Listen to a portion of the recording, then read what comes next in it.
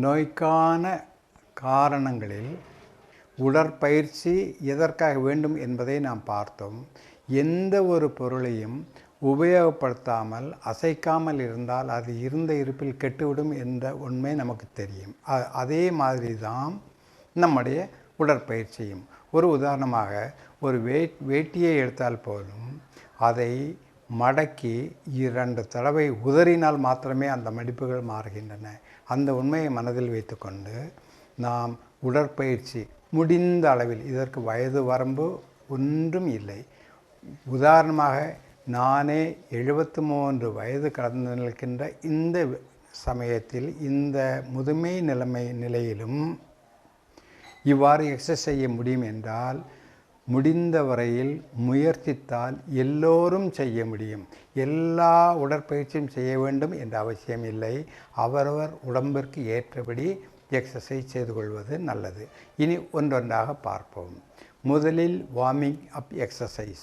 காலை ஆட்டி நான் எவ்வாறு ஓடுகிறேன் என்பதை பாருங்கள். அது மாதிரி செய்ய முயற்சிக்கவும்.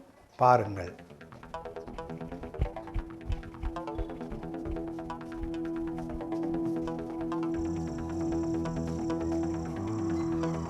இவ்வாறு 100 எண்ணும் வரை ஓடினால் போதுமானது.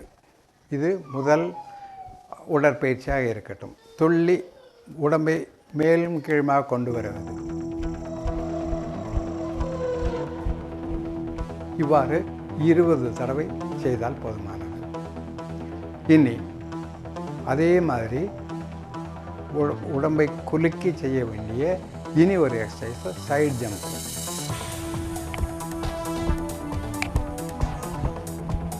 இதுவும் 20 தடவை செய்வது நல்லது.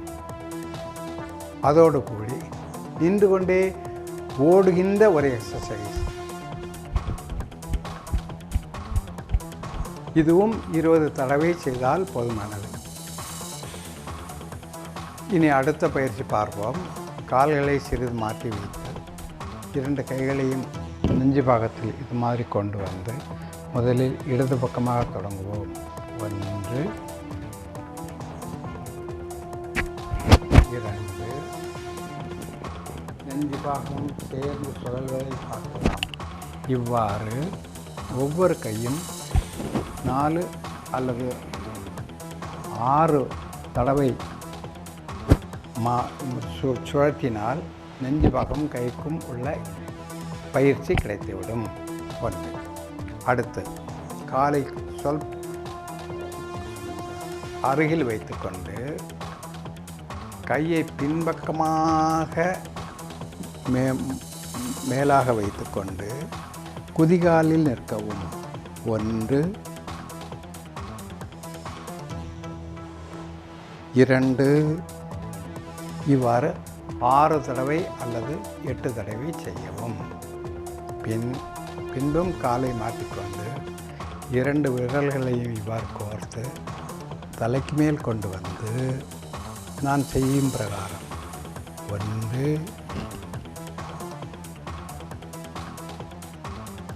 2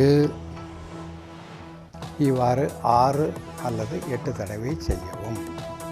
அடுத்து கைகளுக்கு எக்ஸசைஸ் செய்தோம், இடுப்புக்கு பயிற்சி செய்தோம். இப்பொழுது காலுக்கு எப்படி செய்வோம் பார்ப்போம். நேராக இடுப்பில் கையை வைத்துக்கொண்டு 1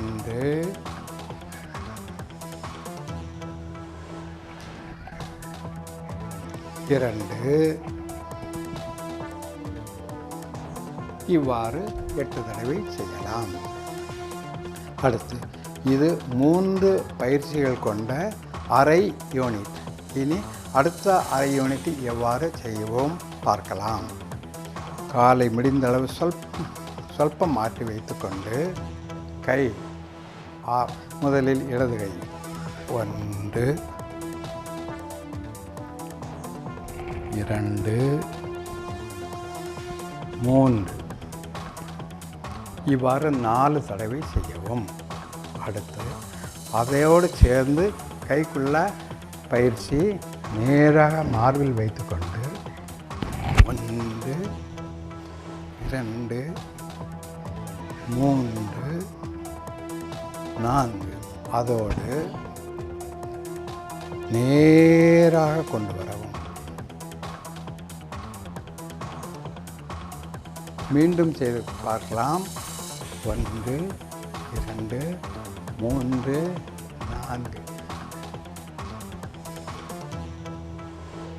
இது கைக்குள்ள எக்ஸசைஸ். இனி இடுப்புக்கு இரண்டாவது அரை பாகத்தில் கைக்கு இடுப்புக்கு எப்படி எக்ஸசைஸ் செய்யலாம் என்பதை பார்ப்போம். பொதுவாக கையை இப்படி வைத்து தொடலாம். ஆனால் முடிந்தவர்கள் இவ்வாறு செய்யலாம், முடியாதவர்களும் செய்யலாம்.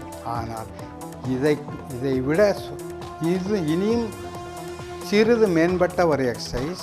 கையை மடக்கி நேராக அதே மாதிரி கொண்டு வந்து கால்கள் வளையாமல் தரையில் தொட முயற்சிக்கவும். 1 2 இவ்வாறு 6 தடவை செய்யவும். முட்டுகால் மடங்காமல் இருப்பது அவசியம். மீண்டும் எழுந்து நிற்பதற்கான இரண்டாவது யூனிட்டில் தொடக்கம். 1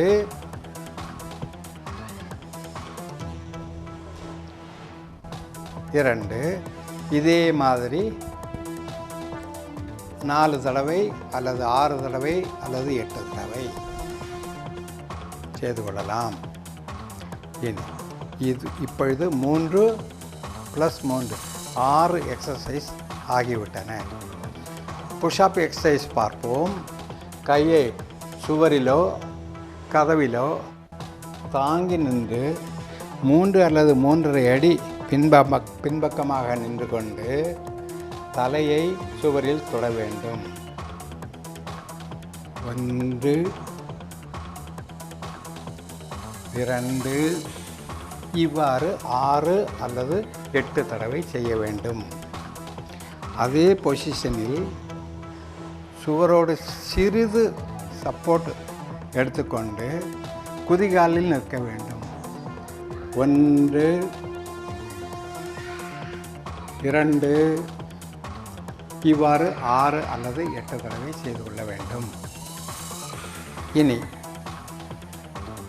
கால்கள் சிறிது மாற்றி வைத்துக்கொண்டு 2 கைகளையும் கோர்த்து பிடரியில் வைத்துக்கொண்டு தலையை பின்பக்கமாக கொண்டு செல்ல வேண்டும். அதே சமயத்தில் கையை முன்பக்கமாக அழுத்த வேண்டும். 1 2 இவ்வாறு 6 அல்லது 8 முறை செய்தால் இங்குள்ள நரம்பு எலும்பு பாகங்கள் எல்லாம் சரியாகும். இனி கையை இவ்வாறு வைத்துக்கொண்டு ஒரு கை மேல்பாகத்தில் இருந்தும் அடுத்த கை கீழ்பாகமாக முதுகை தொட எந்த அளவுக்கு முடியுமோ அந்த அளவுக்கு முயற்சிக்கலாம். பார்க்கலாம். 1 2 3 4 இவ்வாறு 10 12 முறை செய்யலாம். இதில் எந்த விதமான கஷ்டமும் இல்லை. முடிந்த அளவுக்கு மாத்திரம் முழுவதுமாக தொட வேண்டும் என்ற அவசியம் வராது. முடிந்த அளவுக்கு நாம் செய்யலாம். கழுத்துக்கு வேண்டிய எக்ஸசைஸ் பார்ப்போம். நேராக கழுத்தை வைத்தோம், கீழே கொண்டு வந்தோம். மெதுவாக 1 2 இவ்வாறு 8 தடவை செய்யவும். பின் கழுத்தை முதலில் நேராக வைத்துக்கொண்டு சரியான முறையில் பின்பக்கமாக 1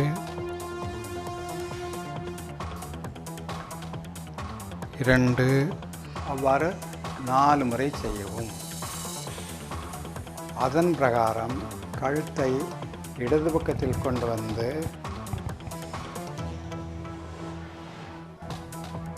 1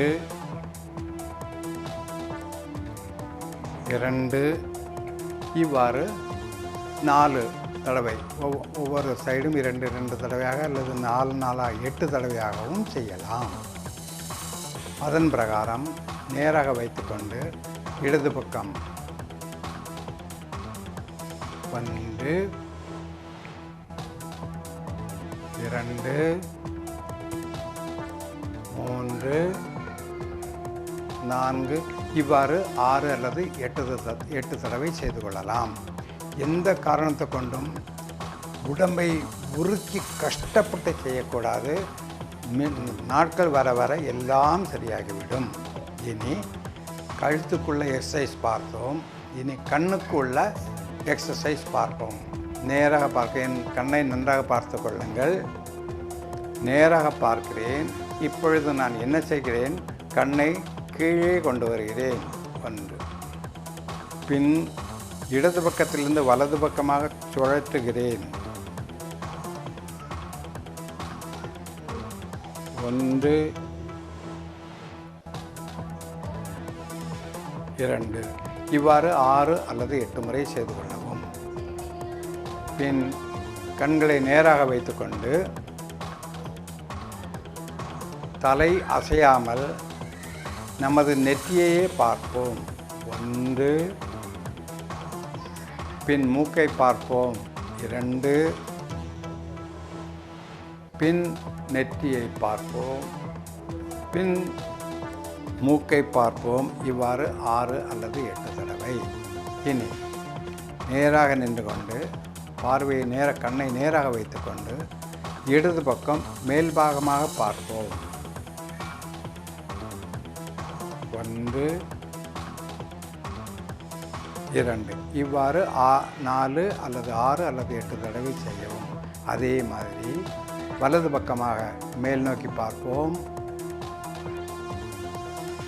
பின் கீழ் நோக்கி பார்ப்போம். இதுவும் 4 அல்லது 6 அல்லது 8 தடவை செய்யலாம். இனி நேராக நின்று கொண்டு முதலில் இடது பக்கமாக கண்களை கொண்டு செல்வோம். முடிந்த அளவில் தலை அசையாமல் பார்ப்பது நல்லது. 2 இவ்வாறு 4 தடவை. பின்பு கண்ணை அடைத்து கொண்டு அதே மாதிரி கண்ணை இடது பக்கமாக கொண்டு வரவும்.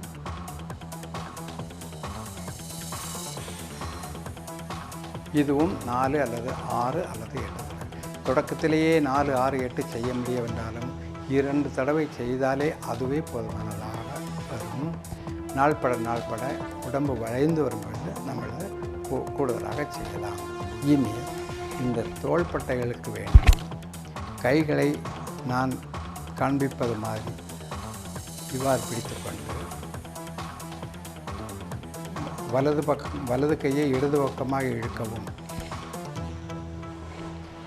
பின் இடது கையை, பின் வலது கை, இவ்வாறு 8 அல்லது 10 தடவை செய்து கொள்ளலாம். இனி இந்த உள்ளங்கை நாம் இப்படித்தான் வளைப்போமோ ஒழிய இப்படி யாரும் வளைக்க முடியாது. அதற்காக தொழும் பாகத்தில் கையை வைத்துக்கொண்டு விரல்கள், அதாவது ஒவ்வொரு விரலும் அந்தந்த விரல்களோடு சேர்ந்து வைத்துக்கொண்டு கரெக்டாக இந்த கையை நான் காண்பிப்பது போல மேலாக கொண்டு வரவும். கை விரியும். அந்த உள்ளங்கையில் உள்ள அத்தனை எலும்புகளும் செயல்படும். 1 2 இவ்வாறு 6 அல்லது 8 தடவை செய்து கொள்ளவும். கைகளில் எக்ஸசைஸ் முடிந்தது. இனி தோளுக்கும் முதுகு எலும்புக்கும் நம்முடைய வெர்டிப்ரா என்று சொல்கின்ற முதுகெலும்புக்கும் உள்ள எக்ஸசைஸை பார்ப்போம். கையை இவ்வாறு வைத்துக்கொண்டு தோளில் கரெக்டாக வைத்துக்கொண்டு இந்த மூட்டுகள் ஜாயின் சேரும் அளவில் எவ்வாறு முன்பக்கமாக எப்படி வளைக்கிறோம். 1 2 இவ்வாறு 4 முறை செய்யவும். பின் பின்பக்கத்திலிருந்து முன்பக்கமாக 1 2 இவ்வாறு. இது இரண்டும் 4 தடவை செய்தால் போதுமானது. இனி மூளைக்கு தண்ணீரை தட்டினால் எப்படி பிரயோஜனம் வருமோ அதே மாதிரி மூளையை குலுக்குவதற்கான ஒரு எக்ஸசைஸ். மூளையை செயல்படுத்துவதற்காக 2 பெருவிரல்களால் தன் காதை நன்றாக மூடிக்கொண்டு 3 விரல்களையும் கீழே வைத்து இந்த ஆள்காட்டி விரலை சரியாக நெற்றியில் வைத்துக்கொண்டு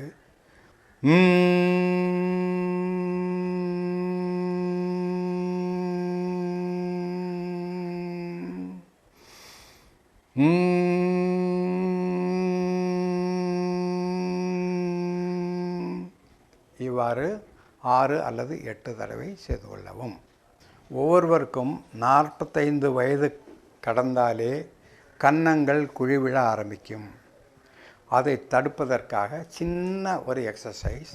2 கைகளாலும் வாய் உதடுகளை அடைத்து பிடித்து கொண்டு இந்த கன்னங்களை விரிய செய்ய எப்படி செய்யலாம்? மூடிக்கொண்டு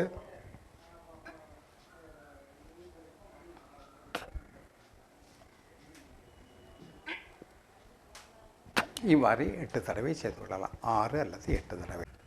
இனி மொத்தமாக கைகால்களுக்கான சில எக்ஸசைஸ்கள், மூட்டுகளுக்கான பயிற்சிகளை பார்ப்போம். சுவரிலோ கைப்பிடியிலோ சப்போர்ட் கொடுத்து கொண்டு வலது கையால் சப்போர்ட் கொடுத்தால் இடது கை காலை மடக்கி கையினால் எந்த அளவுக்கு காலை பின்பக்கமாகவும் இடுப்பை முன்பக்கமாகவும் கொண்டு வர முடியுமோ அந்த அளவுக்கு செய்யலாம். 1, பின் அடுத்த கால் 2, இவ்வாறு 6 தடவை ஒவ்வொரு கால்களுக்கும் பயிற்சி கொடுக்கவும். கால்களை சிறிது அகற்றி வைத்துக்கொண்டு இடுப்பை சுற்றும் பயிற்சி. வலது பக்கம் வந்து விட்டேன். முன்பக்கமாக இடது பக்கம் வந்து வலது பக்கம் வர 1, பின் 2, இவ்வாறு 8 தடவை செய்யவும். இனி அதே பொசிஷனில் இருந்து கொண்டு இடது பக்கம் வலது பக்கமாக வரவும். 1, 2, 3, 4. இது இடுப்புக்கும் உள்ள ஒரு பயிற்சியாகி விட்டது. இனி ஹார்ட் அட்டாக், இந்த இரத்த சோகை, பிளட் ப்ரெஷர் என்று பல வியாதிகளுக்கும் முக்கியமான தடைவதற்கான, அந்த நோய்கள் வராமல் தடைவதற்கான ஒரு பயிற்சியை பார்ப்போம். மூச்சை முழுவதாக உள்வாங்கவும். பின் கையை இவ்வாறு நீட்டவும். பின் சுவாசத்தை வெளிப்படுத்தி கொண்டு வெளியாக்கி கொண்டு அப்படியே உட்காருவோம்.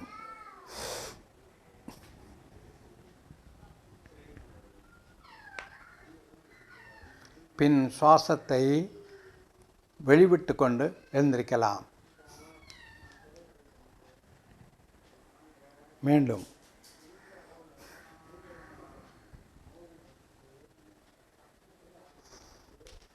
இவ்வாறு 6 அல்லது 8 முறை.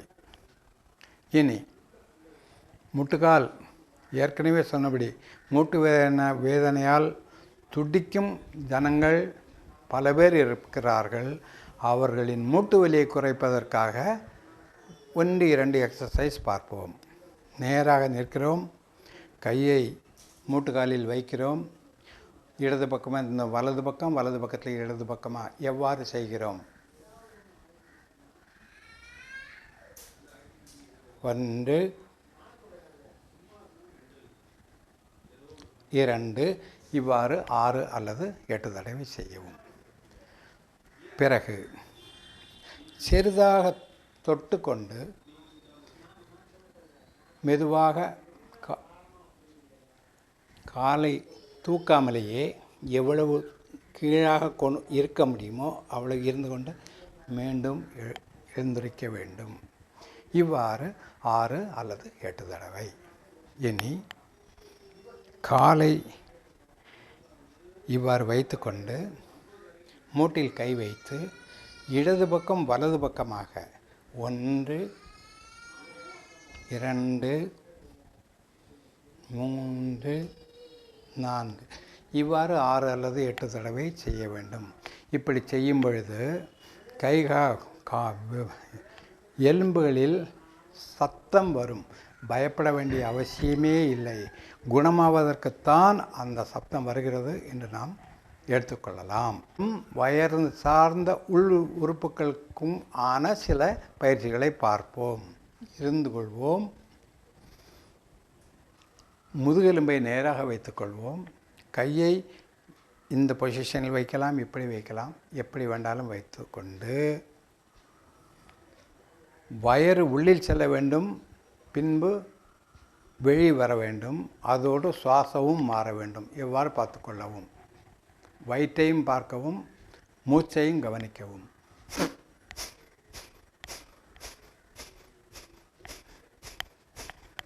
இவ்வாறு முதலில் 10 தடவை தொடங்கி 50 தடவை வரை செய்யும் அளவுக்கு மீண்டும் மீண்டும் செய்து கொண்டிருக்கலாம்.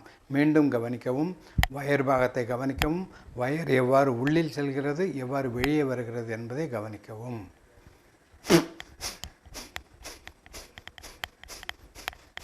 இவ்வாறு செய்யவும். அடுத்து நமக்கு தெரியாமலேயே நாம் முயற்சித்தால் வயறு அசைவது போல் தெரியாவிட்டாலும் உள்ளுறுப்புகள் அசைவதை நம்மளால் உணர முடியும், கவனிக்க முடியும். எவ்வாறு?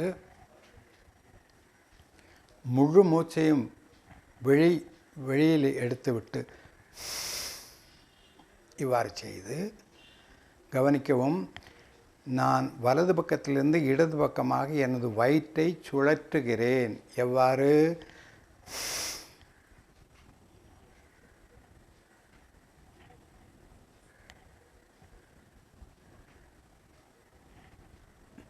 இவ்வாறு 6 அல்லது 8 தடவை செய்யவும். அதே மாதிரி அதே பொசிஷனில் மூச்சை வெளியில் விட்டு இடது பக்கம் வலது பக்கமாக வயிற்றை கொண்டு வரும். எவ்வாறு?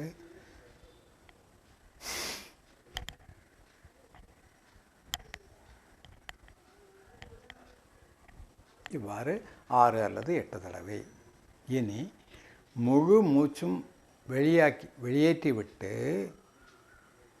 வயிற்றை முன்னும் பின்னுமாக கொண்டு வரவும். எவ்வாறு?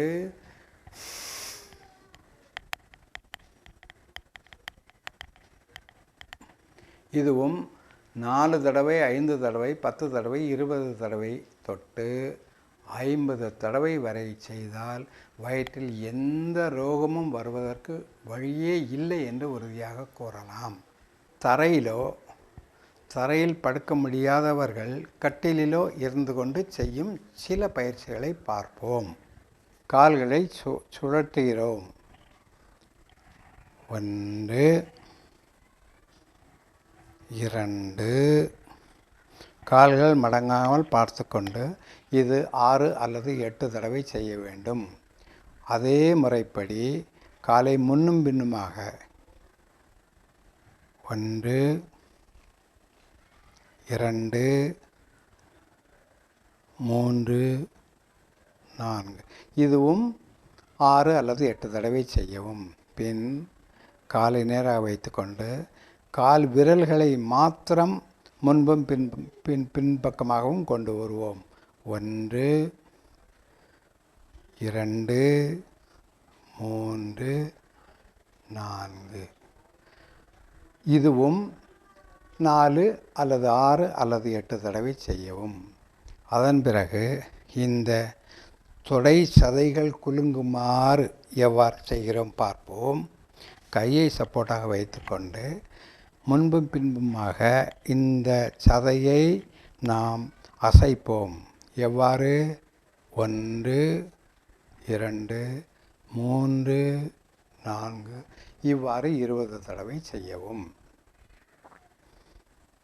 20 தடவை செய்தால் போதுமானது. முடிந்தால் 30 வரையும் செய்யலாம், 40 வரையும் செய்யலாம். காலை நன்றாக நீட்டி நேராக படுத்துக்கொண்டு கால்களை ஒன்றொன்றாக உயர்த்தவும். பார்க்கவும். 1 2 3 4 எவ்வளவு தூரம் உயர்த்த முடியுமோ அவ்வளவு உயர்த்தவும். இதுவும் 6 அல்லது 8 அல்லது 10 தடவை செய்யவும். பின்பு காலுக்கு ஓய்வு கொடுக்காமல் அசைக்கவும். எவ்வாறு?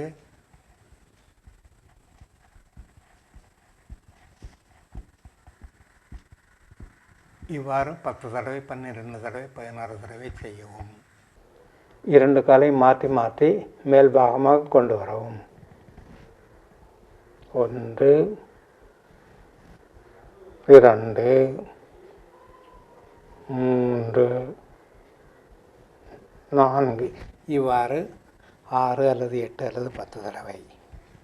இனி காலை நேராக நீட்டி வைத்துக்கொண்டு கையை சப்போர்ட்டாக வைத்துக்கொண்டு இடுப்பை வளைத்து தலையை மேல் நோக்கி பார்க்கவும். எவ்வாறு?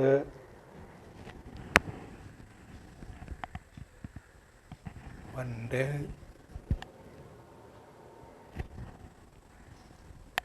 2 இவ்வாறு 2 தடவையோ 4 தடவையோ 6 தடவையோ 8 தடவையோ ஆகலாம்.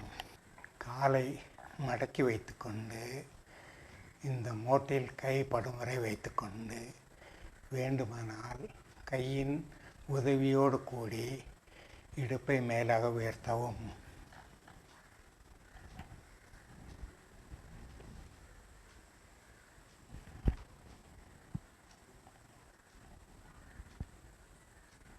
இதுவும் 2 அல்லது 4 அல்லது 6 அல்லது 8 தடவை செய்து கொள்ளலாம். அதே பொசிஷனில் இருந்து கொண்டு இடுப்பை மாத்திரம் உயர்த்த வேண்டும் முடிந்த அளவில். அதுவும் 4 அல்லது 6 அல்லது 8.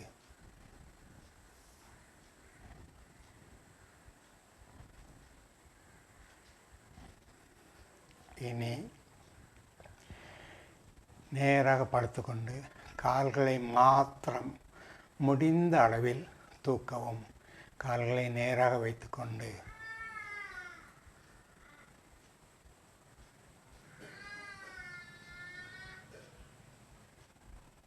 இது 10 செகண்ட் முதல் முடிந்த அளவு இவ்வாறு செய்யலாம்.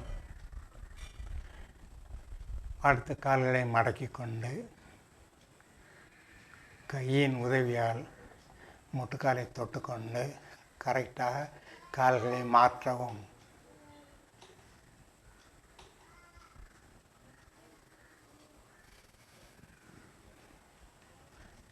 இதில் புரோஸ்டேட், கர்ப்பப்பை போன்ற பாகங்களுக்கு நல்ல சுகம் கிட்டுவதோடு நோய்கள் இருந்தாலும் மாறிவிடும். அடுத்து நேராக கையை வைத்துக்கொண்டு வலது பக்கம் திரும்பும் பொழுது கால் இடது பக்கம் போக வேண்டும். அதன்படி மாற்றி மாற்றி எவ்வாறு? கால் இடது பக்கம் போகிறது, தலை வலது பக்கம் நெஞ்சோடு வருகிறது.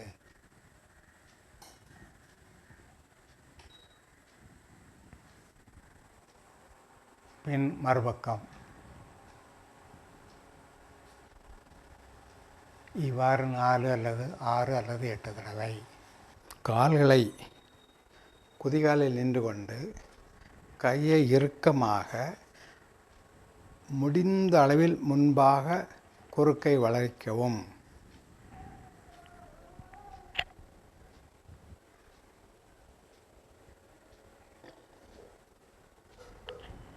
இவ்வாறு 4 தடவை செய்தால் போதுமானது.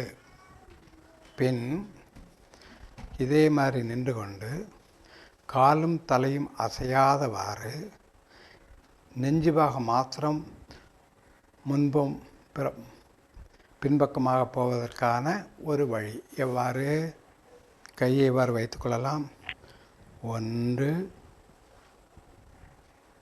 2 இவ்வாறு 4 அல்லது 6 தடவை செய்யலாம்.